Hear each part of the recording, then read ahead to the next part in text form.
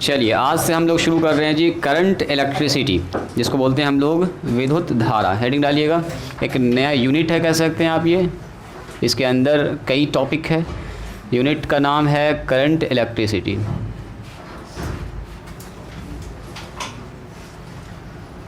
Electricity इसको बोलते हैं विद्युत धारा। हिंदी में क्या बोलेंगे इसको? विद्युत धारा। इंग्लिश मीडियम वाले सिर्फ इंग्लिश में लिखेंगे, हिंदी मीडियम वाले इंग्लिश हिंदी दोनों में लिखिएगा, ठीक है? मिक्स करके लिखना आपको, इंग्लिश और हिंदी दोनों में। देखो जी, विद्युत धारा को समझने से पहले कुछ आपको समझना होगा नेचर को, जो हम नेचर जिसमें हम लोग रहते हैं, ठीक है? इलेक्ट्रिसिटी कहाँ पर दिखता है? तो देखो, जो हमारा नेचर है जिसमें हम लोग रह रहे हैं, इसको बोलते हैं हम लोग प्रकृति। प्रकृति में दो चीज़ होता है। जब बोलेंगे लिखने तब लिखिएगा, ठीक है? अभी समझिए, प्रकृति में दो चीज़ मौजूद है। सबसे पहला जो चीज़ है उसका नाम है मैटर, जिसको हम लोग बोलते हैं पदार्थ। नहीं, पदार्थ क्या होता है? जिसको हम लोग देख सकते हैं, जिसमें शेप होता है, साइज़ होता है, महसूस कर सकते हैं, वो सब पदार्थ कहलाता है, मैटर कहलाता है। सबस्टांस भी कह सकते हैं इसको। तो एक नंबर सबसे पहले चीज़ क्या है जी? मैटर है। मैटर यानी इसको बोलते हैं पदार्थ, हिंदी में बोलते हैं इसको पदार्थ। और दूसरा जो होता है वो होता है रेडिएशन, जो दिखता नहीं है।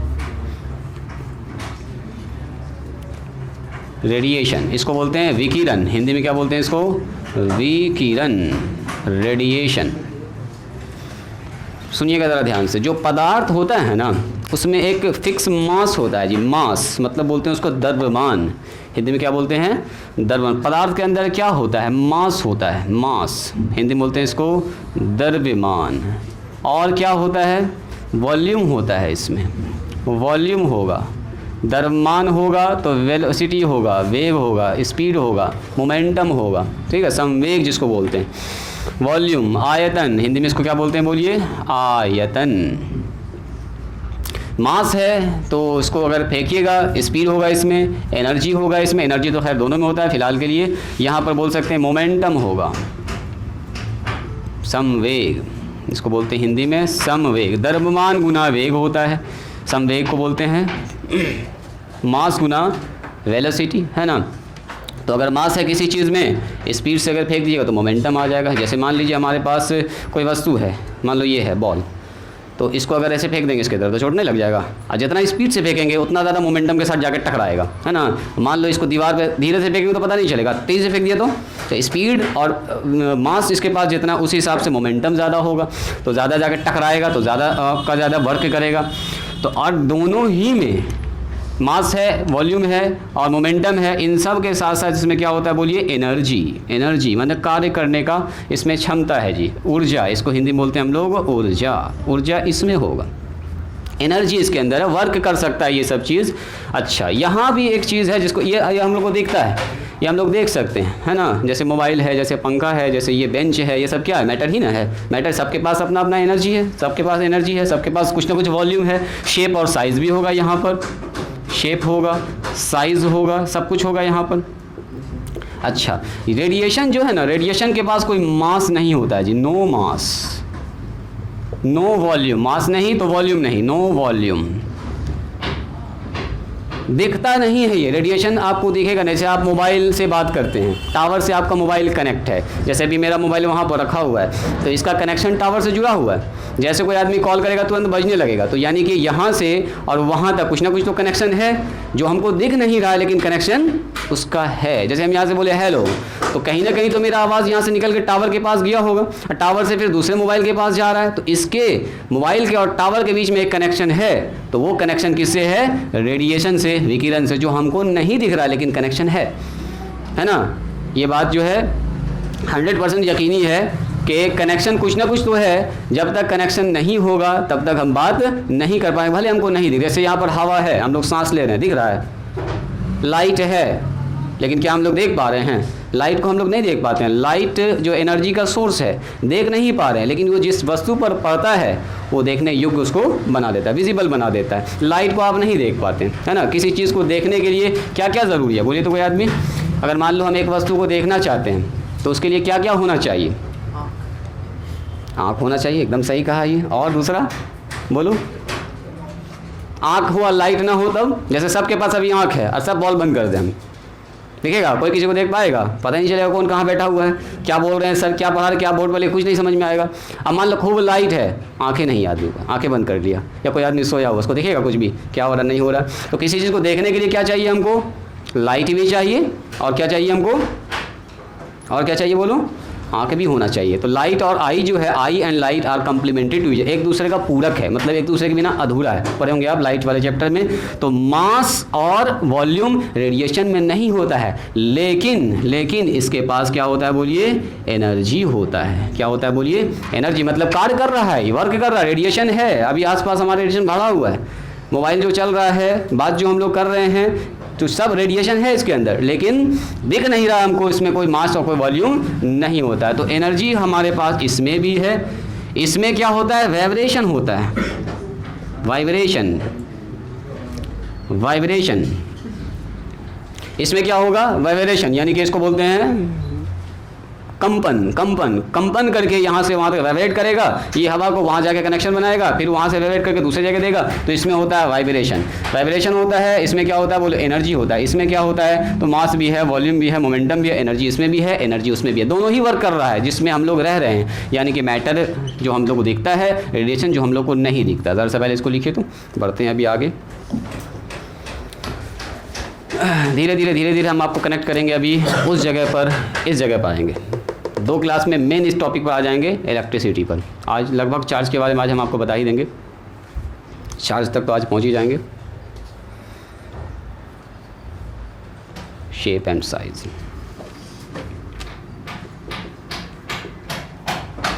ध्यान से पढ़िएगा, काफ़ी मज़ा आएगा। ये वाला जो इलेक्ट्रिसिटी वाला जो यूनिट है काफ़ी इंपॉर्टेंट भी है, इंटरेस्टिंग भी है। बहुत सारा चीज़ आपको यहाँ पर सीखने के लिए मिलेगा, नया चीज़ भी। कुछ आप डेली लाइफ में देखते भी हैं, आपके मन में चलता भी होगा कि बॉल कैसे चल रहा है, पंखा कैसे चल रहा है, ये घूमता कैसे है, आखिर क्या हो रहा है इसके अंदर जो घूमने लगा है। तो यहाँ पर आपको सबका जवाब मिलेगा। मोटर में, इलेक्ट्रिक जनरेटर में बिजली कैसे बन रहा है, हमारे घर में जनरेटर आकर लगता है, कैसे वर्क कर रहा है, ये सब आपको इसी वाले नेचर में होता है। 2 चीज़, एक होता है मास किस में होता है? तो मैटर में होता है, जो हम लोग देखते हैं, जो पदार्थ है, और एक होता है हमारे पास रेडिएशन। अब सुनिए, मैटर जो हमारे पास होता है, ये जो पदार्थ है, ये मास के कारण जो है ना एक दूसरे पर फोर्स लगाता है जी। देखो,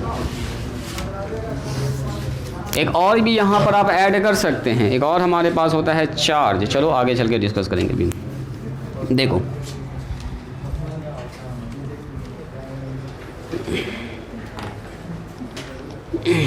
देखिए, जो मैटर है, जो पदार्थ है, matter apply forces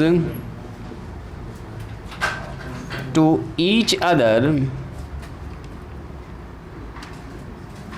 due to mass. जो मैटर होता है उसके अंदर मास होगा, मतलब द्रव्यमान होगा। जो मैटर होता है वो अप्लाई करता है फोर्स। जैसे हम यहाँ पर खड़े हुए हैं, आप यहाँ पर बैठे हुए, दोनों आदमी एक दूसरे पर फोर्स लगा रहे हैं। कौन सा फोर्स होगा बोलो? गुरुत्वाकर्षण वाला। याद कीजिए, एक आप पढ़े होंगे ग्रेविटेशनल पढ़े हैं आप लोग, क्लास 9 में होगा। ग्रेविटेशन मतलब क्या कहते हैं उसको? गुरुत्वाकर्षण बल। यानी कि हर वस्तु जिसके अंदर मास है वो क्या करता है? एक दूसरे पर क्या लगाता है? फोर्स लगाता है। जैसे सूरज पर फोर्स कौन लगा रहा है? पृथ्वी लगा रही है, घूम रही है उसके चारों तरफ, ग्रेविटेशन के कारण, गुरुत्वाकर्षण के कारण। दूसरा क्या है? चांद पृथ्वी के चारों ओर घूम रहा है, तो क्या हो रहा है? चांद पर फोर्स जो है ये लगा रहा है पृथ्वी, ये चांद इसके चारों तरफ घूम रहा है जी। यहाँ पर मान लो ये सन है, सन के चारों तरफ घूम रही है, ये अर्थ घूम रहा है। ऐसे ही सब एक दूसरे को फोर्स लगाएगा। अगर सन जो है इस पर फोर्स लगाना छोड़ दे तो पृथ्वी यहाँ से भाग जाएगा, ऑर्बिट से निकल जाएगा, है ना। ये अगर चांद पर फोर्स लगाना छोड़ दे तो यहाँ से निकल जाएगा। इस बात को सबसे पहले बताया था न्यूटन साहब ने कि मास के कारण जो है, हर वस्तु मास के कारण एक दूसरे पर कुछ ना कुछ फोर्स लगाती है। हम यहाँ पर बैठे हुए, आप यहाँ पर बैठे हुए, ये हमको खींच रहा है, हम इसको खींच रहे हैं। हम इसके तरफ क्यों नहीं जा रहे हैं बोलिए तो? क्योंकि दीवार भी हमको खींच रहा है, तो हम बीच में खड़े हुए हैं, वो दीवार भी खींच रहा है, ये दीवार भी खींच रहा है। जहाँ अनबैलेंस होगा ना फोर्स, तो हम इधर चले जाएंगे या इसी की तरफ खींचा जाएंगे। ज़्यादा जोर से हमको खींच लेगा तो इसी की तरफ चले जाएंगे। आप वहाँ पर बैठे हुए चुपचाप से कैसे बैठा हुआ है? ये क्योंकि वो उसको खींच रही है, वो उधर से खींच रही है, इधर से खींच रहा है, इधर से खींच रहा है, इसीलिए आदमी बीच में बैठा हुआ। अगर चारों तरफ से खींचना इसको बंद कर दे तो ये आदमी फेंका जाएगा। तो यही न्यूटन साहब ने कहा था कि हर वस्तु जितना भी दुनिया में एग्जिस्ट करता है ना, सब एक दूसरे पर फोर्स लगाए हुआ है। अब देखो ऐसे मान लो ये ए है, ये मान लो बी है, ये सी है, ये डी है, ये ई है। ये आदमी बीच में इसीलिए स्टेबल है क्योंकि ये आदमी इसको इधर से खींच रहा है, ये आदमी इसको इधर से खींच रहा है, ये आदमी इसको इधर से खींच रहा है, ये आदमी ये इस आदमी को ये चारों आदमी खींच रहा है अपनी तरफ एक फोर्स से। इसीलिए ये आदमी कहीं नहीं जा रहा, पीछे में बैठा हुआ आराम से, है ना। अब बोलेगा सर ये आदमी इसकी तरफ कहीं नहीं आ जा रहा है जो खींच रहा है, तो इस आदमी को इसी आदमी खींच रहा है। माने हर आदमी जो है ना एक दूसरे को फोर्स लगा रहा है। दुनिया में जितना भी आदमी है सब एक दूसरे को खींचे हुआ अपनी जगह पर हम रोक के रखे हुआ है, समझ रहे हैं। तो मामला यहाँ पर ये चल रहा है, इसीलिए हर आदमी स्टेबल है। ये भी नहीं भाग रहा अपनी जगह से, ये भी नहीं भाग रहा है, ये भी नहीं भाग रहा, सब एक दूसरे पर फोर्स लगाया हुआ, सब एक दूसरे को रोक के रखे हुआ है, समझ रहे हैं। तो ये सबसे पहले किसने बताया था? न्यूटन साहब ने बताया था कि कोई भी अगर हमारे पास दो वस्तु है, मान लो ये हमारे पास m1 द्रव्यमान की वस्तु है, इसका वजन m किलो है। अब मान लीजिए इसका द्रव्यमान कितना किलो है जी? n किलो का मान लो वस्तु है, m1 और m2 मान लेते हैं, m2 मान लेते हैं। दो तो वस्तु है और दोनों के बीच में जो डिस्टेंस है वो मान लीजिए दोनों के बीच का डिस्टेंस r है। तो इन दोनों के बीच एक लगेगा फोर्स। अकॉर्डिंग टू न्यूटन का ग्रेविटेशन के लॉ के हिसाब से F बराबर होता है कितना? F बराबर होता है, फोर्स अगर निकालेंगे हम लोग तो यहाँ होता है m1 m2 और डिवाइडेड बाय r का स्क्वायर, और यहाँ पर आता है ग्रेविटेशनल कांस्टेंट g। इस न्यूटन से हर वस्तु क्या कर रहा है? अपनी तरफ एक दूसरे पर फोर्स लगा रहा है, खींच रहा है। क्या कर रहा है? ये खींच रहा है। ये मान लो हम हैं, ये मान लो वो आदमी बैठा हुआ उस तरफ, दोनों एक दूसरे को खींच रहे हैं, दोनों के बीच का डिस्टेंस कुछ ना कुछ होगा ना। तो उसका जो फोर्स लग रहा है कितना न्यूटन का लगेगा? तो g इंटू m1 m2 और डिवाइडेड बाय कितना होगा बोलो? r स्क्वायर हो जाएगा। g का मान क्या होता है? वेयर g को बोलते हैं हम लोग ग्रेविटेशनल कांस्टेंट, और इसका एक फिक्स्ड मान होता है। g बराबर होता है 6.67 गुना 10⁻11। अगर इसका SI यूनिट निकालेंगे तो SI यूनिट हम लोग निकाल दिखा रहे हैं। देखो g को इधर कर दो, g को यहीं रहने दो, r को इधर करो और इसको नीचे करो। तो देखो अगर हम यहाँ से g का निकालना चाहेंगे SI यूनिट तो g बराबर क्या लिखेंगे? F into R. देखिए F इंटू आर स्क्वायर और नीचे आएगा m1 इंटू m2। ध्यान से देखिएगा इसको, धीरे धीरे आपको फॉर्मूला भी हम सिखाएंगे। ये हो गया अपने पास g। तो अगर पूछेंगे g का SI यूनिट क्या होगा तो देखो g बराबर ये निकल गया। तो g का SI यूनिट क्या होगा? देखो ये फोर्स का SI यूनिट होता है न्यूटन, r का मतलब डिस्टेंस है, मतलब यहाँ से यहाँ का दूरी, मीटर। तो मीटर क्या बार आया बोलिए? 2 बार, r 2 बार, r का स्क्वायर है यानी कि मीटर इंटू मीटर यानी कि मीटर का स्क्वायर। और नीचे कितना है? m1 m2 यानी कि ये मास है। अब मास कितना होता है? मास का SI मात्रक बोलो, याद है? मास का SI मात्रक किलोग्राम। जैसे आप बोलते हैं 5 किलो चीनी दीजिए, 3 किलो, वो मास है ना। 2 किलो सेब दीजिए, 5 किलो आम दीजिए, किलोग्राम। तो केजी में। तो ये कोई वस्तु है, ये कोई वस्तु है, इसका कुछ वजन है, इसका कुछ वजन है, तो ये भी किलोग्राम, इधर भी किलोग्राम। तो कितना हो गया बोलिए? न्यूटन मीटर स्क्वायर और किलोग्राम पर -2। ऐसे लिख दो पहले, नीचे आ गया किलोग्राम का स्क्वायर और ऊपर जाएगा तो कितना होगा? न्यूटन मीटर स्क्वायर और किलोग्राम पर -2। ये हो गया g का मान, ये हुआ g का मान, ये हुआ g का SI मात्रक। तो यहाँ लिख दो न्यूटन मीटर स्क्वायर अब किलोग्राम पर हो गया -2, चूँकि किलोग्राम नीचे 2 बार आ रहा है। ये बात समझ में आई? अकॉर्डिंग टू न्यूटन ने कहा था, जो सेब वाला कहानी याद है आप लोगों को? न्यूटन साहब बैठे हुए थे और ऊपर से सेब के गाछ से सेब गिरा, तो हम रहते आप रहते तो उठाते खा पी लेते आराम से, चलो भाई एक तो सेब मिल गया, आराम से खा लिया। वो सोचे कि नीचे ही सेब क्यों गिरा। ये जैसे अर्थ है, सुनोगे ज़रा ध्यान से, ये मान लीजिए अर्थ है, यहाँ पर एक मान लीजिए सेब का पेड़ है, सेब का पेड़ है, तो इसके हिसाब से तो यहाँ से सेब लटक के उधर गिर जाना चाहिए था, नहीं? हाँ देखो ना, यहाँ पर जो आदमी है, आप ज़रा सोचिएगा, यहाँ पर एक आदमी खड़ा हो तो लग रहा है कि सर इसके ऊपर है, और यहाँ पर जो आदमी है ऐसा लग रहा है सर ये तो गिर जाना चाहिए था ना। देखो ना, इधर भी आदमी है, अर्थ में यहाँ भी आदमी है, यहाँ भी टावर लगा हुआ है, इधर भी टावर है, इधर भी टावर है। ऐसा नहीं लग रहा कि ये चुंबक है और चुंबक में सब कुछ चिपका हुआ है। मतलब अर्थ जो है सब कुछ को अपने तरफ खींच के रखी हुई है। आप यहाँ से भागना चाहिएगा तो अर्थ फिर से खींच लेगा आपको, मैंने उछल के, जैसे हम यहाँ से उछले, इसका मतलब क्या हुआ? नीचे भागना चाह रहे हैं हम, तो अर्थ बोलेगा ना हम पकड़ के आपको अपने ही पास रखेंगे, आओ इधर। फिर ये आदमी यहाँ से उछल के भागना चाहिए स्पेस में, फिर से खींच लेगा। जैसे आप गेंद यहाँ से फेंके, गेंद फेंके तो अर्थ के पास एक अट्रैक्शन वाला पावर है, खींच लेता अपनी तरफ। तो किसी चीज़ को जैसे यहाँ से भागना चाहेगा, स्किप करना चाहेगा ना, वो खींच लेगा। समझ रहे हैं? अर्थ के गुरुत्वाकर्षण से अगर आप बाहर निकल गए, जहाँ तक इसका खींचने का कैपेसिटी है, उससे अगर आप बाहर निकल गए तो फिर अर्थ आपको नहीं खींच पाएगा, फिर हवा ही में घूमते रहेगा आराम से।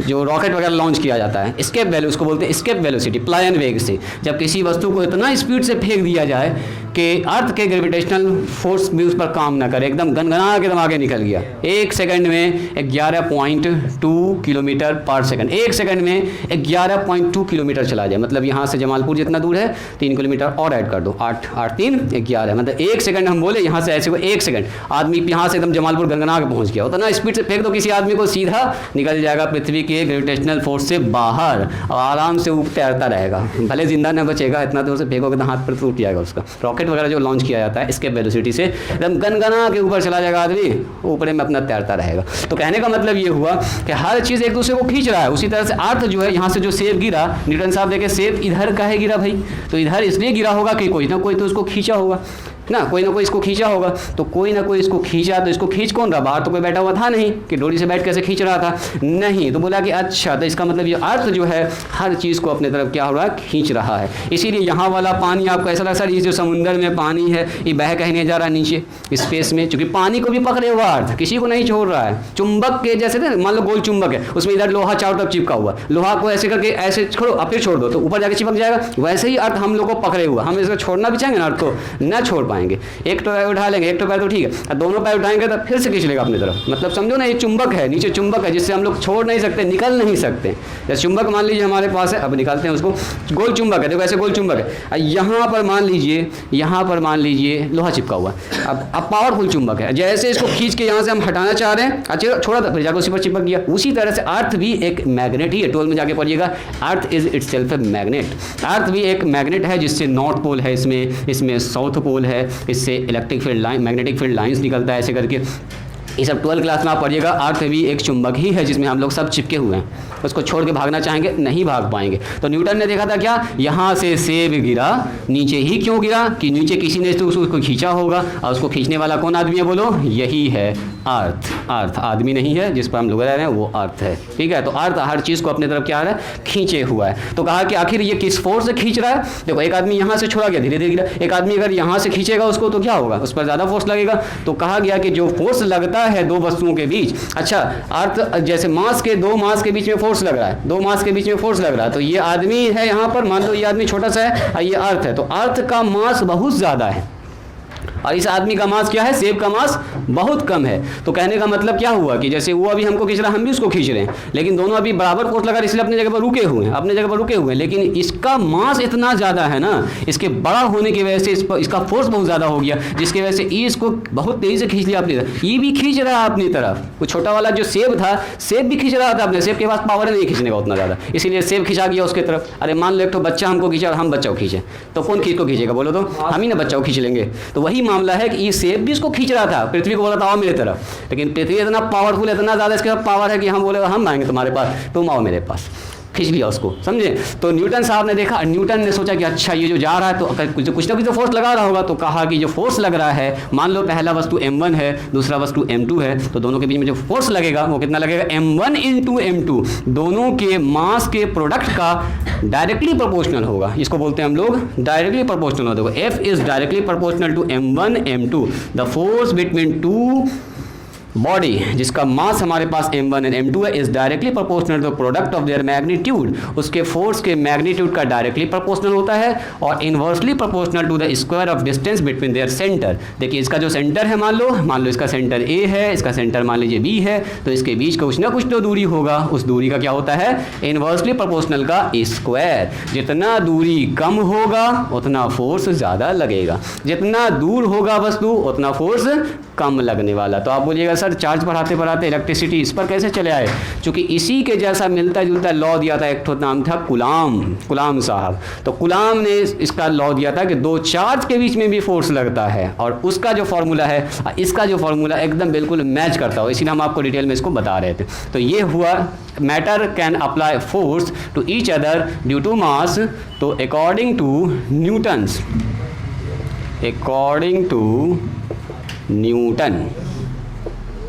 जो फोर्स लगता है, वो फोर्स लगता है दो बॉडी में, वो कुछ ऐसा लगता है। इन्होंने कहा कि F बराबर G m1 m2 divided by R square. ये जो प्रोपोर्शनल होता है इसके प्रोडक्ट के, और प्रोपोर्शनल होता है, इन्वर्सली प्रोपोर्शनल होता है उसके डिस्टेंस के, दोनों को मिला देंगे तो यही होता है F is inversely directly proportional to m1 m2 divided by R square. इसी को हम लोग एक्सटेंड करके जब ये वाला साइन हटाते हैं प्रोपोर्शनलिटी का, तो एक तो लगता है यहाँ पर कांस्टेंट, उसी को बोलते हैं हम लोग ग्रेविटेशनल कांस्टेंट G से, और वो फिक्स होता है, ये एक्सपेरिमेंटली है। तो G बराबर हो गया m1 m2 divided by R square. अगर आप पृथ्वी का फिगर बनाना चाहें तो बना सकते हैं साइड में, इसको खाली आपको लिखना है अपने कॉपी में। जल्दी से बनाओ तो इसको।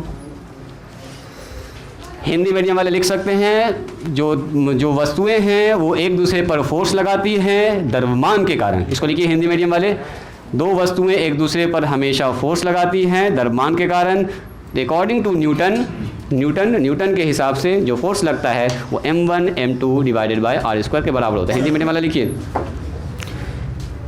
कोई भी वस्तु एक दूसरे पर फोर्स लगाती है, किसके कारण?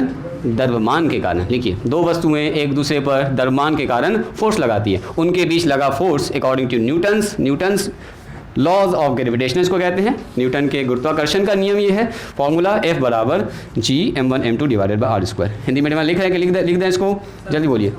क्या? फोर्स को बोलते हैं बल। अच्छा, उतना देर से हम फोर्स बोल रहे हैं तो आप कंफ्यूज कर रहे थे क्या? बोलो बल, हिंदी में बोलते हैं इसको बल। अच्छा, हम इसका हिंदी लिखना भूल गए। लिखिए इसको, ये नहीं तो आप उसको छोड़ भी सकते हैं, स्किप भी कर सकते हैं। अब आते हैं हम लोग कूलाम के नियम पर। देखो, एक वैज्ञानिक थे कूलाम साहब, ध्यान से देखिएगा। अभी एक तो एक्सपेरिमेंट भी करके आपको दिखाएंगे, एकदम शानदार सा एक्सपेरिमेंट है। आपको लगेगा कि हाँ सर ये तो फोर्स आपको दिख नहीं रहा है ना, अभी दिखेगा आपको खींचता हुआ सब कुछ। अभी एक्सपेरिमेंट आपको दिखाते हैं, इसको लिखो तरह था बनने वाला पूरा इलेक्ट्रिसिटी का। देखो ये हो गया। अब सुनिए, एक आए हमारे पास जो साइंटिस्ट थे, उनका नाम था कूलाम साहब। उन्हीं के नाम से है चार्ज का एसआई मात्रक कूलाम। देखो, इन्होंने कहा, न्यूटन साहब ने क्या कहा था कि दो द्रव्यमान वस्तुओं का अगर है, दो वस्तु अगर है उसका कुछ ना कुछ द्रव्यमान होगा तो द्रव्यमान के कारण फोर्स लगता है। एक आ गए हमारे कूलाम साहब, इन्होंने कहा कि दो चार्ज भी एक दूसरे पर फोर्स लगाता है। अगर मान लो हमारे पास दो चार्ज कहीं पर रखा हुआ है, जैसे दो द्रव्यमान का वस्तु रखा हुआ तो फोर्स लगा रहा है, तो दो चार्ज भी एक दूसरे पर क्या लगाता है? फोर्स। तो उसको बोलते हैं हम लोग कूलाम का नियम, Coulomb's law of force for two charge. हाँ, इधर समझिएगा। ये कहते थे, इन्होंने क्या कहा, इन्हीं का मतलब समझो कॉपी पेस्ट मार दिया, इसीलिए हम इसको आपको डिटेल में बता रहे थे। इन्होंने क्या कहा कि मान लीजिए एक चार्ज यहाँ पर रखा था Q1, सुनो यहाँ पर Q1, और दूसरा चार्ज यहाँ पर क्या रखा हुआ बोलिए? Q2। तो दो ठो अगर चार्ज है, दो ठो अगर आवेश है, हिंदी में इसको बोलते हैं आवेश, चार्ज को क्या बोलते हैं? आवेश। और इसके बीच का कुछ ना कुछ मान लीजिए दूरी है, तो इन्होंने कहा कि दो चार्ज भी अपने आपस में एक दूसरे पर क्या लगाता है? फोर्स लगाता है, और उनके बीच लगा गया फोर्स जो होता है वो डायरेक्टली प्रोपोर्शनल होता है उसके मैग्नीट्यूड का, चार्ज के मैग्नीट्यूड का, Q1 Q2 के मैग्नीट्यूड का। आप इसको चाहें तो कैपिटल Q1 भी लिख सकते हैं और कैपिटल Q2 भी लिख सकते हैं। चलो समझने के लिए अच्छा ही होगा। Q1 Q2 के मैग्नीट्यूड का डायरेक्टली प्रोपोर्शनल होता है और इन्वर्सली प्रोपोर्शनल होता है उसके बीच के डिस्टेंस के स्क्वायर का। तो क्या ये और वो दोनों सेम ना लग रहा है? यानी कि फाइनली इन्होंने ये बताया कि F is directly proportional to Q1 Q2 divided by R square. ये वाला जो कांस्टेंट हटाया तो यहाँ पर लगा एक तो एक्सपेरिमेंटली C, इसको बोलते हैं कूलाम कांस्टेंट। जैसे इसको बोलते हैं gravitational constant, G is called gravitational constant. उसी तरह से इसको हम लोग क्या बोलते हैं? Coulomb constant, Q1 Q2 divided by R square. ये है दो चार्ज के बीच में लगने वाला फोर्स। मतलब जैसे दो द्रव्यमान वाला वस्तु एक दूसरे पर फोर्स लगाता है, यहाँ ध्यान दो, जो दो द्रव्यमान वाला वस्तु एक दूसरे पर फोर्स लगाता है, वैसे ही दो चार्ज भी एक दूसरे पर क्या लगाता है बोलिए? फोर्स लगाता है। वो फोर्स किससे निकालते हैं हम लोग? तो कूलाम के लॉ से निकालते हैं। कूलाम कौन थे जी? तो हमारा एक साइंटिस्ट है ना, फिजिक्स के साइंटिस्ट थे। तो इन्होंने कहा दो चार्ज भी फोर्स लगाता है और दो चार्ज के बीच में लगा फोर्स हमारे पास ये होता है, और जो हमारे पास इसका अगर बोलेंगे तो ये हो गया हमारा न्यूटन। ये सही मतलब क्या हो गया जिसका? न्यूटन हो गया। C का मान अगर पूछा जाए, जैसे यहाँ पर होता है जी का मान, उसी तरह से यहाँ पर सी का मान होता है। तो सी का मान अभी लिख लीजिए, हालांकि जब क्लास 12 में आप जाइएगा तो बहुत डिटेल में इसको यहीं से पढ़िएगा आप, इलेक्ट्रोस्टैटिक फोर्स दोनों के बीच का। 9 गुना 10⁻⁹, जैसे ये होता है 6.67 गुना 10⁻⁻11, ये होता है 9 गुना 10⁻⁹। अब देखो अगर हमको कूलाम कांस्टेंट का एसआई मात्रक निकालना, तो ये फोर्स है तो इधर आ जाएगा आर, तो न्यूटन, ये हो जाएगा मीटर का स्क्वायर। अब कूलाम नीचे 2 ठो आ जाएगा, यहाँ चार्ज 2 ठो नीचे आ जाएगा, तो एक बार कूलाम एक बार चार्ज का एसआई मात्रक होता है कूलाम। अभी धीरे धीरे सब कुछ अभी हम लोग सीखने वाले हैं। तो यहाँ पर हो जाएगा 9 गुना 10⁻⁹ न्यूटन मीटर स्क्वायर। अब कूलाम 2 ठो हुआ तो ऊपर जाके हो जाएगा -2, ये हो गया सी का एसआई यूनिट। यानी कि 2 चार्ज भी एक दूसरे पर फोर्स लगाता है, जैसा नियम होता है द्रव्यमान वाला वैसा ही नियम होता है चार्ज के लिए। बात समझ में आई? अब इसको ज़रा लिखिए। अब आपके मन में आ रहा होगा सर ये चार्ज कहाँ से आ गई? तो अब चार्ज बोल रहे हैं, चार्ज होता क्या है? आवेश। चार्ज कहीं पर लिखें, यहाँ पर लिखें आवेश, हिंदी में इसको बोलते हैं आवेश। चलिए अब स्टार्ट होता है कहानी यहाँ से कि व्हाट इज़ चार्ज। यहीं से आपका मेन कहानी शुरू होता है। जैसे फोर्स लग रहा है द्रव्यमान पर, वैसे फोर्स लग रहा है चार्ज पर। तो सर चार्ज होता क्या है और चार्ज जो है दिखता कैसा है, तो दिखाते हैं आपको। देखो पहले इसको लिखो। तो ये तो समझ गया कि चार्ज फोर्स लगा रहा है, ठीक है। कूलाम का नियम भी उन्होंने नियम भी बता दिया कि ऐसे ऐसे फोर्स लगेगा दोनों के बीच में, ऐसा कुछ होने वाला C/F1 Q1 Q2 divided bye R², कुछ ऐसा लग रहा है फोर्स। लेकिन सर चार्ज क्या होता है? तो चलो डिस्कस करते हैं चार्ज के बारे में। अब कोई पूछ दे आपसे व्हाट इज़ चार्ज, बोलो जी चार्ज क्या होता है, तो हेडिंग डालिएगा चार्ज या व्हाट इज़ चार्ज। आवेश क्या होता है? आवेश क्या होता है? हिंदी में इसको बोलते हैं आवेश किसे कहते हैं? आवेश किसे कहते हैं? किसे क्या छोड़ो, किसे भी वर्ड ज़्यादा बेहतर, किसे कहते हैं। देखो आवेश क्या होता है, इंग्लिश में हम लिख रहे हैं और हिंदी वाले को बोल देंगे, हिंदी में आप लिख लीजिएगा। देखो चार्ज क्या होता है? चार्ज एक तरह का गुण होता है, किसी पदार्थ का वह गुण जिसके कारण वो अन्य वस्तुओं को अपनी तरफ क्या करता है? खींचता है। क्या करता है? खींचता है। उसको हम लोग बोलते हैं charge. The property of a matter due to which, देखो द प्रॉपर्टी का मतलब होता है गुण, खूबी। The property of a matter, किसी पदार्थ का वह गुण, ड्यू टू विच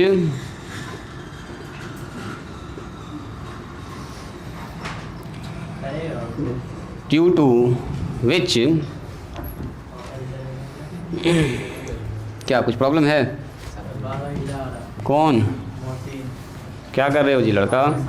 यहाँ ध्यान दो। काहे दिक्कत हो रहा है? पढ़ने में मन नहीं लग रहा है? नहीं लग रहा मन में पढ़ने में? The property of a matter due to which या due to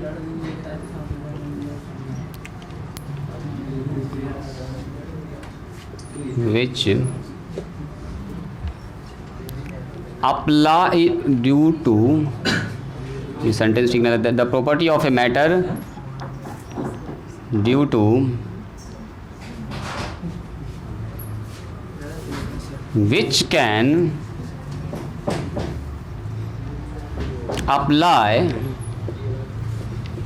the force on another matter particles is called charge. The property of a matter which can apply the force on another matter particles, मतलब किसी पदार्थ का वह गुण जिसके कारण वो किसी अन्य वस्तुओं पर एक बल लगाता, फोर्स लगाता, बल लगाता, उसको क्या बोलते हैं? चार्ज कहते हैं। हिंदी में लिख दें क्या इसको? बोलिए तो। लिख लोगे कि लिखा है हिंदी में? लिख लिए? लिखो उसके ना, उसको लिखो ऐसे लिखे, किसी पदार्थ का, लिखो पदार्थ का वह गुण जिसके कारण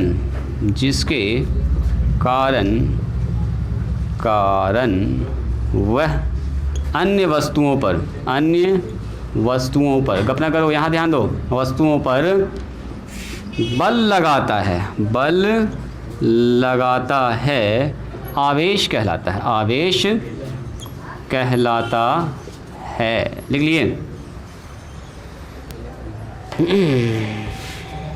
ये हो गया पहला चार्ज का डेफिनेशन। अब स्टार मार्क करके लिखिएगा। The SI unit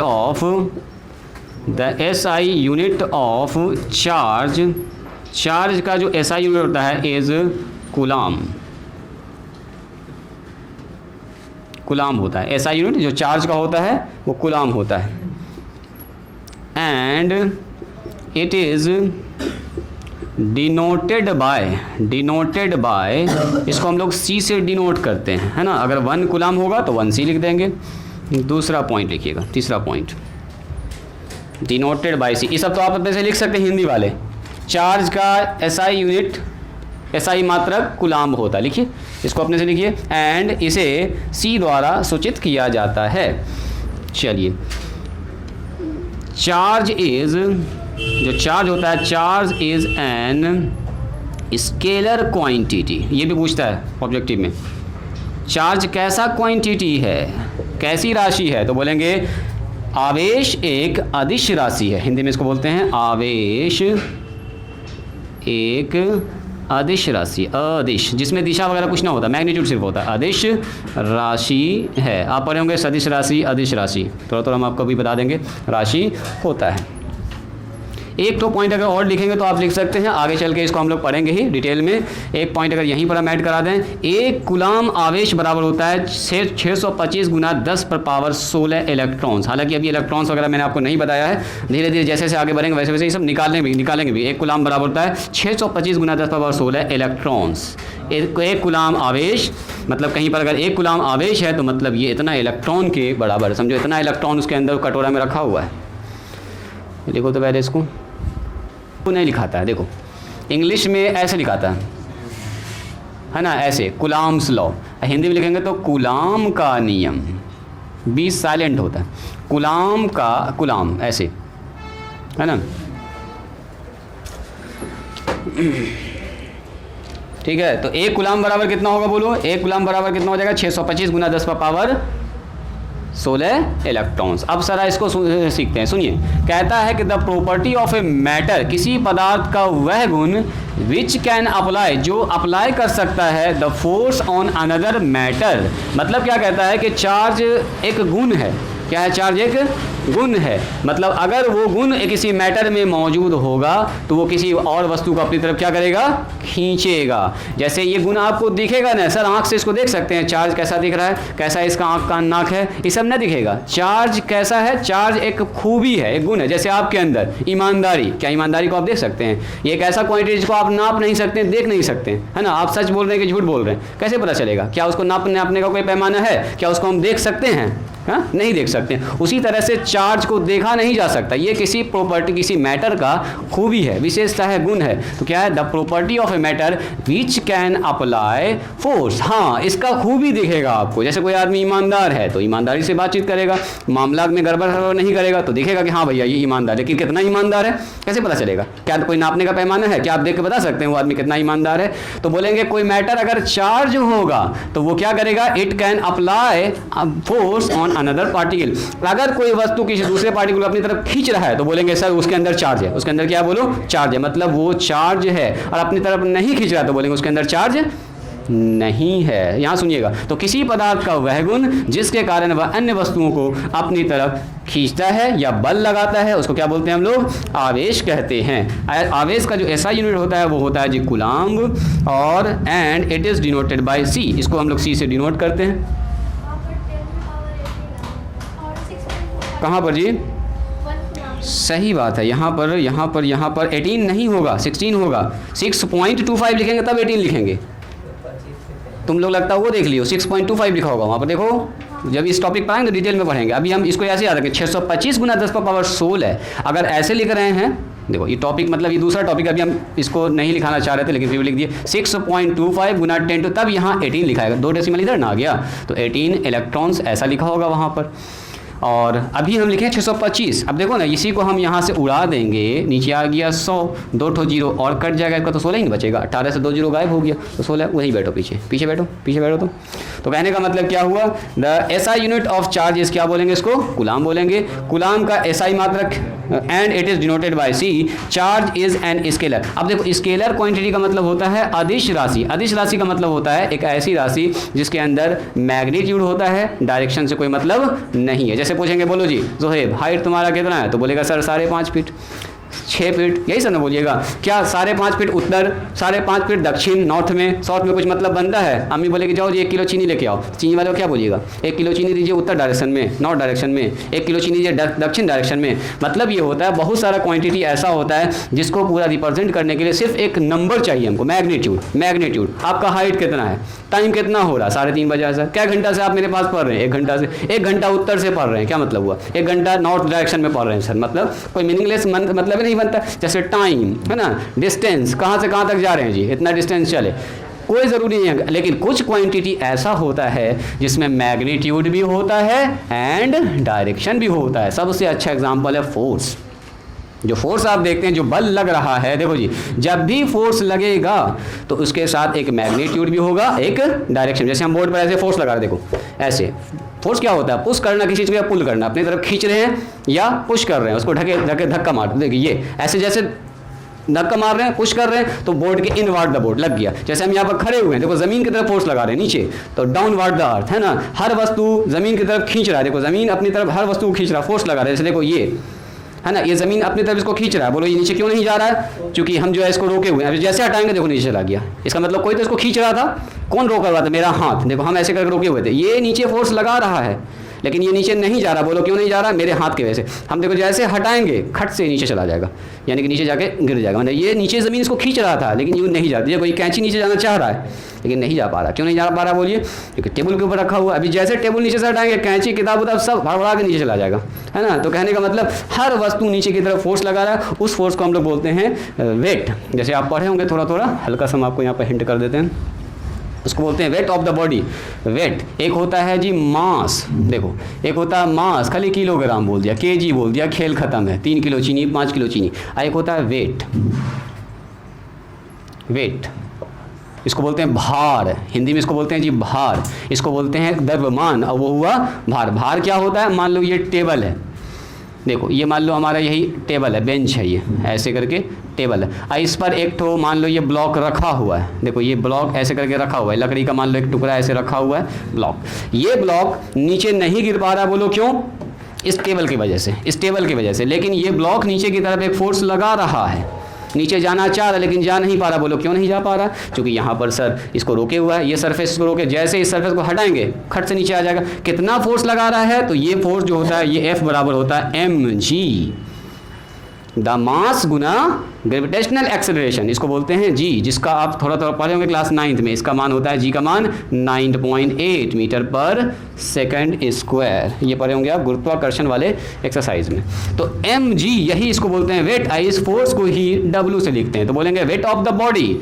her body ज़मीन की तरफ एक फोर्स लगा रहा है, वो फोर्स कैसे निकलता है, तो उस बॉडी का जो मास है, जैसे हम 50 किलो 60 किलो जितना भी किलो के हैं, उतना किलो और 9.8 से मल्टीप्लाई कर दीजिए। मान लो ये वस्तु, सुनिएगा, ये वस्तु मान लीजिए 5 किलो का होगा, मान लेते हैं। ये जो ब्लॉक रखा हुआ है ना, ये कितना किलो का है, मान लीजिए 5 किलो का एक बर्फ़ का टुकड़ा है, मान लेते हैं लकड़ी का एक टुकड़ा है जो 5 किलो का है। ये ज़मीन की तरफ कितना न्यूटन का फोर्स लगा रहा होगा, तो 5 किलो गुना जी का मान कितना बोलो 9.8, तो 9.8 मोटा मोटी हम इसको 10 ही मान लेते हैं, 10 मान लेते हैं, ये हो गया 10। तो बताओ ये ना 50 न्यूटन का फोर्स लगा रहा है ये नीचे की तरफ, मतलब नीचे की तरफ 50 न्यूटन से वो जाना चाह रहा है लेकिन जा नहीं पा रहा है। किसके कारण बोलो, इस ब्लॉक के कारण। तो कहने का मतलब ये हुआ कि कुछ क्वांटिटी ऐसा, तो देखो जैसे फोर्स लगा तो डायरेक्शन फिक्स हो गया ना, नीचे जा रहा है सर, नीचे जा रहा है तो डायरेक्शन फिक्स है। जैसे मान लीजिए बहुत सारा आदमी फुटबॉल खेल रहा है, यहाँ पर ए प्लेयर है, यहाँ पर भी ए प्लेयर है, यहाँ बी है, यहाँ बी है। अब बताओ इसके पास जो गेंद है वो ए प्लेयर को पास करना चाह रहा है, तो बोलो तो किसी एक फोर्स से मारेगा, एक फिक्स्ड मैग्नीट्यूड से मारेगा और फिक्स डायरेक्शन में मारेगा। बोलो बहुत तेज मार दिया, पता चला गेंदे लेके आदमी अगला उड़ गया ना, नहीं रोक पाया उसको, बहुत तेज भी नहीं मार सकता। एक फिक्स मैग्नीट्यूड से मतलब 5 न्यूटन से मारा, अच्छा मारा तो 5 न्यूटन से, डायरेक्शन मार दिया इधर पता चला ए के जगह पहुंचने वाला बॉल पहुंच गया बी के पास, लेकिन ये भाग जाएगा बॉल को, अब ये अपने आदमी को दे देगा फट से, होने वाला गोल इसका हो जाएगा, इसका उल्टा पुल्टा मामला हो जाएगा। तो कहने का मतलब जब भी फोर्स लगेगा, आप जैसे मार रहे हैं, पैर से मार रहे हैं तो फोर्स लगा रहे हैं, तो फोर्स जैसे अप्लाई किए तो एक फिक्स मैग्नीट्यूड से मारना होगा। अगर करीब में खिलाड़ी है तो हल्का सा पुश कीजिएगा, दूर है तो तेज मारिएगा, यानी कि एक फिक्स मैग्नीट्यूड होगा इसमें, एक फिक्स डायरेक्शन से फेंकना होगा जहां पर आपके वैसे ही मारना पड़ेगा। इधर उधर फेंक दीजिएगा तो बॉल निकल जाएगा। यानी कि फोर्स जब लगता है या डिस्प्लेसमेंट जिसको बोलते हैं विस्थापन, उसमें भी क्या होता है, एक डायरेक्शन होता है। इस वेलोसिटी जो आप बोलते हैं वेलोसिटी v बराबर S distance displacement upon time, तो ये होता है। तो कहने का मतलब ये हुआ बहुत सारा क्वांटिटी ऐसा होता है जिसको रिप्रेजेंट करने के लिए मैग्नीट्यूड भी चाहिए और डायरेक्शन भी चाहिए, लेकिन चार्ज एक ऐसा क्वांटिटी है जिसको रिप्रेजेंट करने के लिए सिर्फ क्या चाहिए हमको, मैग्नीट्यूड। कितना किलो, 5 किलो, कितना चार्ज, 2 कूलम का चार्ज, 5 कूलम का चार्ज, 20 कूलम का चार्ज। चार्ज में 20 कूलम नॉर्थ साउथ करने का कोई काम नहीं है, मतलब ये एक ऐसा क्वांटिटी है जिसको रिप्रेजेंट करने के लिए सिर्फ मैग्नीट्यूड चाहिए, इसीलिए कहा गया charge is an scalar quantity. Charge एक स्केलर क्वांटिटी होता है और 1 कूलम का चार्ज, आगे चल के हम लोग एनालिसिस करेंगे इसका, तो टेंशन न लीजिएगा, अभी वो वाला टर्म भी आएगा जिसमें आप कंफ्यूज कर रहे थे। और अभी याद रखना है ऐसे 625 ज़्यादा हम इसलिए लिखते हैं क्योंकि 625 आपको याद होता है 25 का स्क्वायर, 25 का स्क्वायर क्या होता है बोलो, 625, इसीलिए हम यही जानबूझ के ऐसा लिखते हैं, 625 गुना 10 पावर 16। इसी को आगे चल के हम लोग 6.25 कर देंगे, 6.25 गुना 18 कर देंगे, तो ये हो गया हमारा क्या बताइए, चार्ज। इसको लिख चुके हैं क्या आप लोग, इसको लिख चुके हैं? तो चलिए अब आपको दिखाते हैं एक एक्सपेरिमेंट। इसका मतलब क्या हुआ, देखिए जो हमारे पास मैटर है, जो पदार्थ है, जो सब्सटेंस है, वो 2 तरह का होगा। कैसा होगा, या तो उसके अंदर चार्ज होगा या तो उसके अंदर चार्ज नहीं होगा। तो मैटर हैज 2 टाइप्स। देखो इसका मतलब दुनिया में जितना भी मैटर है वो 2 तरह का होगा सर, या तो वो चार्ज होगा या तो वो चार्ज नहीं होगा। तो लिखेंगे मैटर हैज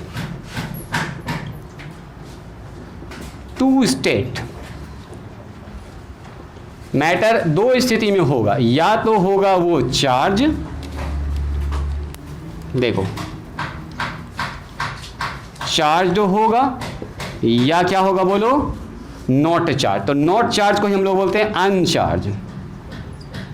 अनचार्ज या तो चार्ज होगा या तो क्या होगा बोलो, अनचार्ज। अच्छा मैटर कोई चार्ज है कि नहीं है कैसे पहचानिएगा, बोलो मैटर कोई चार्ज है कि नहीं कैसे पहचानिएगा। तो उस मैटर के पास कोई वस्तु को ला के रखो, अगर उसको खींच लिया तो बोलेंगे सर उसके अंदर चार्ज है, अगर नहीं खींचा तो क्या बोलेंगे, चार्ज नहीं है। तो जो चार्ज बॉडी होगा, जो चार्ज मैटर होगा, मान लो ये मेरे पास मार्कर है, अब इसको हम किसी के पास ले गए, इसके बाल के पास ले गए, इसके बाल को खींच लिया ये वाला मार्कर, तो बोलेंगे ये चार्ज है, इसका मतलब है ना, इसके अंदर कुछ ना कुछ तो पावर है जो इसके बाल को खींच ले रहा है। या इसको कोई कपड़े के पास ले गए या छोटे छोटे पार्टिकल्स के पास ले गए, कागज़ के खींच लिया तो बोलेंगे अच्छा सर ये चार्ज है, और नहीं खींच पाए तो बोलेंगे चार्ज नहीं है। तो मैटर 2 तरह का हो सकता है, या तो हो सकता है ये चार्ज होगा या तो चार्ज नहीं होगा। तो इलेक्ट्रिसिटी के हिसाब से हम बोलेंगे मैटर 2 तरह का हो सकता है, या तो चार्ज होगा। तो charge matter can apply force, ये क्या हो गया करेगा, कैन अप्लाई फोर्स। जो चार्ज मैटर होगा वो एक फोर्स अप्लाई करेगा।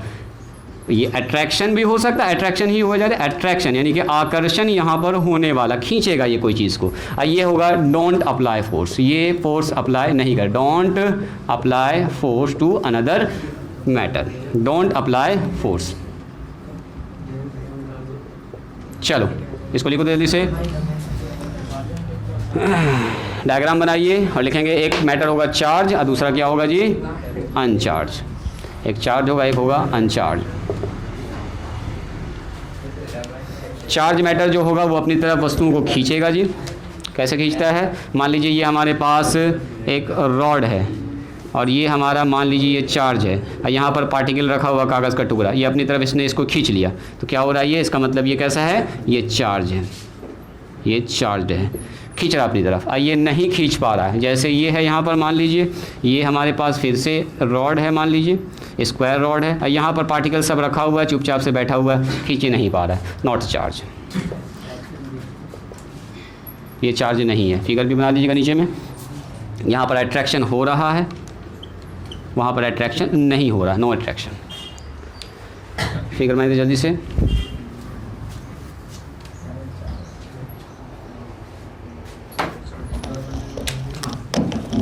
इसको बनाएंगे डायग्राम को, अभी हल्का हल्का लगेगा आपको, जैसा तो कुछ नहीं है, आगे हमको सब समझ में, लेकिन धीरे धीरे जैसे जैसे भी आगे बढ़ेंगे इसमें ये ज़बरदस्त कंसेप्ट इसमें स्टार्ट हो जाएगा।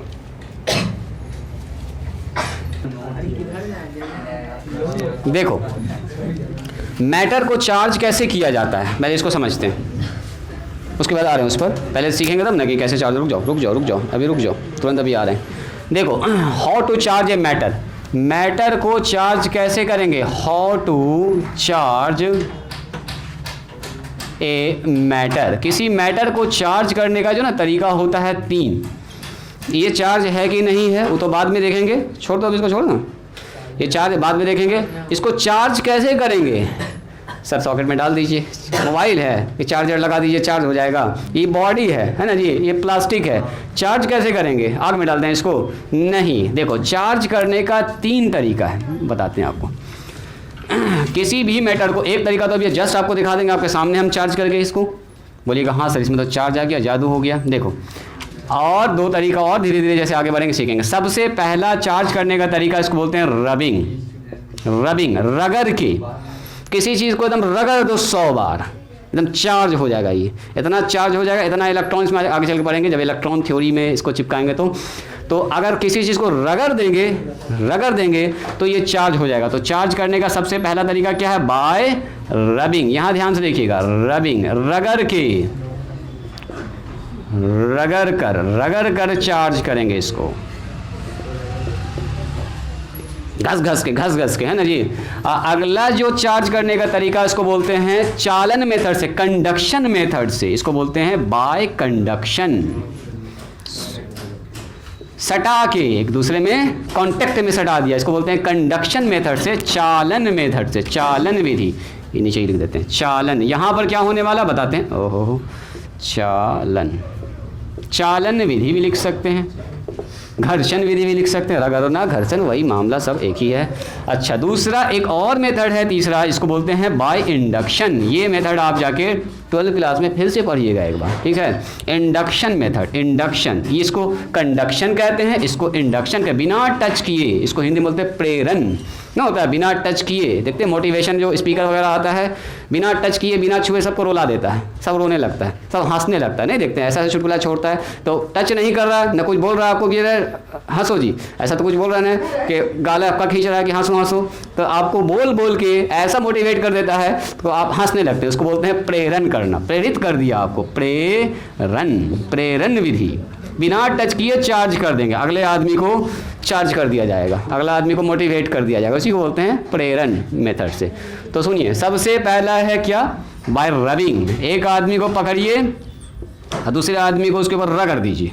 मान लो ये मेरे पास मार्कर है, ये वही वाला है, लुंगी वाला जो आप देख रहे हैं, है ना जी। उसको बैठ के रगड़ दिए पूरा एकदम, बैठ के आधा घंटा, जितना रगड़ोगे उतना मज़ा आ जाएगा, रगड़ के देखोगे दूर से खींच लेगा, ठीक है। तो कहने का मतलब ये हुआ, ये हमारे पास क्लॉथ है, ये क्लॉथ है, ये कपड़ा है, मान लीजिए कोई भी कपड़ा है, अभी हम धीरे धीरे इसमें प्लस माइनस भी करने वाले हैं, धीरे धीरे नेक्स्ट क्लास में करेंगे। और ये मान लीजिए कोई रॉड है, या प्लास्टिक का है, लोहे का भी हो सकता है, कुछ भी हो सकता है। इसको पकड़ा, इस रॉड को इसके ऊपर रगड़ दिया या इसको इसके ऊपर रगड़ दिया, तो जब भी 2 बॉडी को रगड़ते हैं ना तो दोनों हो जाता है चार्ज, ये भी चार्ज होगा, ये भी चार्ज होगा, दोनों बॉडी चार्ज होगा। और आगे चल के पढ़ेंगे, इस पर अगर पॉजिटिव चार्ज आएगा तो इस पर क्या आएगा, निगेटिव चार्ज आएगा। जब आपको एग्जाम्पल देंगे कि एबोनाइट के रड को सिल्क पर रगड़ा जा रहा है, ऑब्जेक्टिव पूछता है कि जब एबोनाइट के रड को बिल्ली के खाल पर रगड़ा जाएगा तो क्या होगा, जब ग्लास रॉड को सिल्क पर यानी रेशम पर रगड़ा जाएगा तो क्या होगा, किस पर चार्ज पॉजिटिव, किस पर चार्ज नेगेटिव, ये नेक्स्ट क्लास में डिस्कस करने वाले। पॉजिटिव और नेगेटिव चार्ज ही क्यों हुआ, तो जब भी कभी रगड़ते हैं 2 चीज़ को तो एक बॉडी भी चार्ज हो जाता है। मान लो इस पर अगर प्लस चार्ज आएगा, आगे चल के धीरे धीरे पढ़ेंगे तो इस पर ऑल्टरनेट क्या आ जाएगा, माइनस चार्ज। अब मान लो एक बॉडी पहले से चार्ज है, सुनो जी, एक आदमी पहले से चार्ज है, इतना चार्ज है कि चार्ज से वो बॉक हो रहा है ना, समझे, इतना गज बज चार्ज है इसके पास। ये चाहता है कि कोई आके मेरे में सटे, हम उसको अपना चार्ज सब दे दें। इसको बोलते हैं कंडक्शन मेटल, ले जाके ऐसे चिपका दीजिए इसको। ये भी लोहे का है, मान लो ये भी हमारा मेटल है, ये भी मेटल है, इसके पास खूब चार्ज है, इतना चार्ज है बस किसी को सटाने का देर है, सटाया अगले आदमी को खट से चार्ज कर देगा। तो जैसे इसी को बोलते हैं कंडक्शन, चालन मेथड से, मतलब एक दूसरे में सटाना पड़ेगा आपको। इसको जैसे ले जाकर सटाए यहाँ पर, खट से अपना चार्ज ये ऐसे ऐसे दे देगा। अब इसको हटा लो, इसके पास भी चार्ज है, इसको बोलते हैं कंडक्शन में कांटेक्ट होगा ज़रूरी है। कांटेक्ट होना ज़रूरी है, विदाउट कांटेक्ट नहीं हो पाएगा। ये है विदाउट कांटेक्ट, ये आदमी हम सटेंगे भी नहीं आप में, फिर भी आपको चार्ज कर देंगे, ये मामला यहाँ पर है। मान लो इसके पास प्लस प्लस प्लस चार्ज है, इसका अलग मेथड होगा, आगे चल के हम लोग देखेंगे। ये मिलेगा, बोलेगा हम सटेंगे ना, बस इसमें एक तो अर्थिंग करना होगा, अर्थिंग करेंगे, खट से जो है यहाँ पर आ जाएगा निगेटिव चार्ज, और उसके बाद फिर इसको हटाएंगे, अर्थिंग काट देंगे, तो ये पॉजिटिव, और इसको सामने वाले को कर देगा अपोजिट चार्ज निगेटिव। तो इसको सीखेंगे हम लोग कि कैसे करते हैं, इसका एक लंबा प्रोसेस है। यहाँ पर तो चार्ज है, सड़ा देंगे सर, इसका चार्ज उसके पास चला जाएगा, हो गया काम खत्म। यहाँ पर रगड़ना पड़ेगा। तो जो बॉडी को चार्ज करने का तरीका होता है वो 3 तरीका है। सबसे पहला मेथड क्या बोलो, रगड़ रगड़ के चार्ज कर दो। एक आदमी के पास पहले से चार्ज है, अगला आदमी को देना है। जैसे एक आदमी को खूब पैसा है, इतना पैसा है कि वो पैसा से ऑक वॉक हो रहा है, और दूसरा आदमी उसका गरीब है, लो 5 लाख रुपया दे दिया उसको। वही मामला है इसके साथ, बहुत सारा चार्ज सटा दिया, पूरा चार्ज चला गया। एक आदमी के पास पैसा नहीं है, लेकिन अगला आदमी को ऐसा मशवरा दिया, सलाह दिया कि अगला आदमी उसी का मेहनत करके खूब पैसा वाला हो गया। मामला वही है, मतलब कि उसको दिया तो नहीं डायरेक्ट, लेकिन मोटिवेट कर दिया, प्रेरण कर दिया। तो यहाँ पर होगा विदाउट कांटेक्ट। यहाँ पर कांटेक्ट के बिना ऐसा होने वाला है। जल्दी से लिखिए तो पहले, अब दिखाते हैं आपको रगड़ के चार्ज। अभी तो हम दिखाएंगे आपको रगड़ के चार्ज करेंगे। लिखा जाए, कॉपी किताब मोड़ लिए, समेट लिए। आज पहला क्लास है तो अभी तो हम आपको पढ़ाएंगे, हो गया लास्ट क्लास ख़त्म करेंगे। यहाँ तक तो हमको बताना ही था आज के क्लास में। यहाँ के बाद ना अगला कहानी स्टार्ट करेंगे इसके नेक्स्ट क्लास में, सिल्क और ग्लास रॉड के साथ, एबोनॉइड का छड़ और बिल्ली का खाल, उसके साथ अलग एग्जाम्पल है। तो ये 2 एग्जाम्पल तो काफ़ी इंपॉर्टेंट है, जो एग्जाम में ही पूछता है कि अगर सिल्क को ग्लास रॉड के साथ रगड़ेंगे तो ग्लास पर कौन सा चार्ज आएगा, प्लस आएगा कि माइनस आएगा। तो पहले प्लस चार्ज माइनस चार्ज पहले समझेंगे तब ना कि प्लस चार्ज कहाँ से आया सर। उसके लिए बेंजामिन फ्रैंकलिन साहब आएंगे, वो साइंटिस्ट, वो बताएंगे कि चार्ज 2 तरह का होता है, प्लस और माइनस, कैसे उन्होंने किया इस काम को, तो सब करेंगे नेक्स्ट क्लास में। तो ये बात समझ में आई। हम लोग क्या कर सकते हैं, रगड़ के चार्ज कर सकते हैं, कंडक्शन मेथड से कर सकते हैं, इंडक्शन मेथड से कर सकते हैं। तो अब देखो, अभी हम कर रहे हैं जी चार्ज को रगड़ के। देखिए हो गया, सबका हुआ, लिखा हुआ जी, मोहसिन हो गया लिखा हुआ। अगर हम आपसे कहें कि क्या ये चार्ज है, कैसे आप बोल दिए नो। आप बोलेगा सर इसको किसी मैटर के पास ले जाके देखिए। अगर ये आदमी किसी को खींच लिया तो बोलेंगे चार्ज है, तो चलो इसके पास ले जाके देखते हैं। इसको थोड़ा नीचे करें, क्या उतना नीचे जाएगा ये आदमी ना, रुको ना, हो जाएगा अपना काम। हाँ हो गया। देखो जैसे अब देखिए यहाँ पर जो ये काला काला पार्टिकल्स रखा हुआ है, ये इसके पास लेके गया। देखो इसके पास लेके गया, क्या ये खींचता हुआ आपको दिख रहा है। देखो कहीं भी इतना सटा दिए हैं, लेकिन देखो एक का दुक्का इसमें आया हल्का हल्का, वो भी लगता है कि थोड़ा सा मॉइस्चर के वजह से खिंचा गया है ना। लेकिन देखो कहीं भी खींचा हुआ दिख रहा है, नहीं खींचा है, ठीक है, यानी कि ये अभी चार्ज नहीं है। साफ दिख रहा है चार्ज नहीं है, अगर चार्ज होता तो खींच लेता है इसको। अब देखो इसको इसके ऊपर रगड़ रहे हैं, ठीक है। और जितना ज़्यादा रगड़ेंगे, वही हमारे पास वो है, मान लो रॉड है और ये क्लॉथ है, इस पर रगड़ रहे हैं, ठीक है। 2 बार 3 बार 4 बार 50 बार, जितना चाहो इसको रगड़ो। और रगड़ने के बाद ख़राब ना होगा, कोई दिक्कत नहीं है। इसको रगड़ते जाइए और रगड़ने के बाद देखिए, अब यहाँ पर देखो, इसको लेके जा रहे हैं यहाँ पर, देखिएगा ज़रा ध्यान से। देखो देख रहे हैं, ये देखिए कितना पकड़ लिया। देखो अब इसको छुड़ाना भी चाह रहे हैं तो नहीं छूटा। देखो फिर ऊपर ही भाग जा रहा है। देखो हटाना चाह रहे हैं तो नहीं हट रहा, मैंने इसके बाद चिपक गया। देख रहे हैं, यानी कि देखो खींच लिया, देख रहे हैं, देखो लटका लिया है अपने पास। देखो जो छोड़ना चाह रहे हैं, देखो छोड़ना चाह रहे हैं, नहीं छूट रहा है, यानी कि इसने पकड़ लिया इसको। यानी कि अब ये बॉडी कैसा हो गया, अब ये कैसा हो गया बोलिए, चार्ज हो गया। देखो पहले तो सट नहीं रहा था, अब देखो ऐसा सटा हुआ कि छोड़ नहीं रहा है। देख रहे हैं, छोड़ना भी चाह। अच्छा आप जरा ये सोचिए तो कि ज़मीन भी इसको खींच रही है, इस वाले पार्टिकल को ज़मीन भी खींच रही है, मैंने अर्थ भी खींच रहा है ग्रेविटेशनल फोर्स के कारण। ये भी इसको पकड़े हुआ है, तो कौन फोर्स ज़्यादा मजबूत हुआ, ऊपर वाला फोर्स। ग्रेविटेशनल फोर्स भी फेल कर गया। देखो इस कागज़ को नीचे वाला नहीं खींच पा रहा है, अब इतना ज़्यादा हिला डुला के तो देखो इस वाले कागज़ को, देखो इस वाले को देखो हटाना चाह रहे हैं, नहीं छूट रहा। देखो फिर ऊपर चढ़ के सट जा रहा है। देख रहे हैं, यानी नीचे वाला फोर्स लगा रहा है लेकिन खींच नहीं पा रहा है, यानी कि इलेक्ट्रोस्टैटिक फोर्स इज ग्रेटर। ये फोर्स ज़्यादा होता है किससे, ग्रेविटेशनल फोर्स से, जो इसको खींच रहा है। ये चीज़ फील कर पाए आप लोग। देखो ये इसके साथ भी होगा, अगर हम आपको इसमें दिखाएं। वो वाला पेन कहाँ, लाल वाला पेन कहाँ है जी, लाल पेन है यहाँ पर। देखो पेन के साथ देखो, घर पर जाके एक्सपेरिमेंट कीजिएगा आप लोग। हालांकि आप लोग मेरे ख्याल से किए भी होंगे कभी कभी। देखो इस लाल पेन को हम रगड़ रहे हैं ना, लाल पेन को, इसको जितना रगड़िएगा उतना ज़्यादा आपको ये दिखेगा। देखो अब इस पेन को हम इसके पास लेके जाएंगे, देखिए इसको कहीं पर भी लेके आइए, यहाँ पर ये देखो ये देखो देखो खींच लिया ना, देखो ये देखो देखो इतना खींच लिया, देख रहे हैं। यानी कि अब इसको आपका हटाना चाहिए, देखो हटाना चाह रहे हैं हम, निकल नहीं रहा, देखो इधर से इधर भाग जा रहा है, देखो इधर से इधर भाग जा रहा है। यानी क्या हो रहा है, इसने इसको पकड़ लिया है। कैसे पकड़ लिया बोलिए, इसके अंदर अब आ गया चार्ज। तो कैसे पहचानिए कोई बॉडी चार्ज है कि नहीं है। अगर किसी दूसरे पार्टिकल को अपनी तरफ खींच रहा है तो इसका मतलब बॉडी चार्ज है, और नहीं खींच रहा है तो इसका मतलब चार्ज नहीं है। तो चार्ज करने का कितना तरीका हो गया बोलिए। एक हो गया हमारा रबिंग मेथड से, रगड़ के कर सकते हैं, कंडक्शन मेथड से। ये तो आप देख ही रहे हैं कि इसके पास चार्ज है, इसको दे दिया, ज़्यादा चार्ज है, इसको भी हम लोग सीखेंगे। आप लोग देख लिए कि उधर दिखाएं आपको करके, दिख गया खींचता हुआ, दिख गया जी, बोलो दिखा तुमको, दिख गया अच्छे से। आप दोबारा भी देखना चाहें तो वीडियो में देख ही सकते हैं आप। बस हमको ये कंसेप्ट सिखाना था कि चार्ज बॉडी दूसरे पार्टिकल को अपनी तरफ क्या करता है, खींचता है। ये वाला कल करेंगे, ये वाला आप अगले क्लास में 2-4 क्लास 10 क्लास के बाद आएगा ये सब कहानी। ये अभी बस शुरुआत हुआ है ना, तो ये तो मेन टॉपिक है। ठीक है, आप लोग निकालिए तो पीछे से सुनो। बच्चा मोहसिन यहाँ सुनो, देखो जब इसमें हम रगड़ रहे हैं ना, आगे चल के पढ़ेंगे हम लोग, उसका नाम है इलेक्ट्रॉन थ्योरी।